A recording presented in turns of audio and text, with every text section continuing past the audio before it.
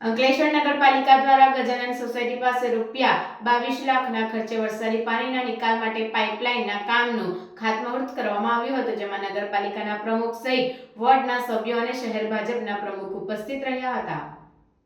અંકલેશ્વર નગરપાલિકા દ્વારા ward number 2માં Gajanan society પાસે ભરાતા વરસાદી પાણીના નિકાલ માટેની પાણીની પાઇપલાઇન નાખવાના કામ માટે ₹22 લાખ મંજૂર કરવામાં આવ્યા હતા. આ વરસાદી પાણીના નિકાલની પાઇપલાઇનના કામનું પાલિકાના પ્રમુખ લલિતાબેન રાજપુરોહિતના હસ્તે ખાતમુહૂર્ત કરવામાં આવ્યું હતું.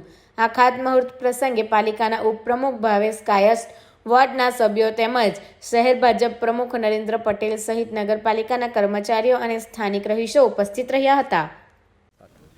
આજ રોજ નગરપાલિકા દ્વારા વોર્ડ નંબર 2માં 22 લાખના ખર્ચે વરસાદી પાણીના નિકાલ માટે પાણીની પાઇપલાઇન નાખવાનું ખાતમુહૂર્ત કરવામાં આવ્યું.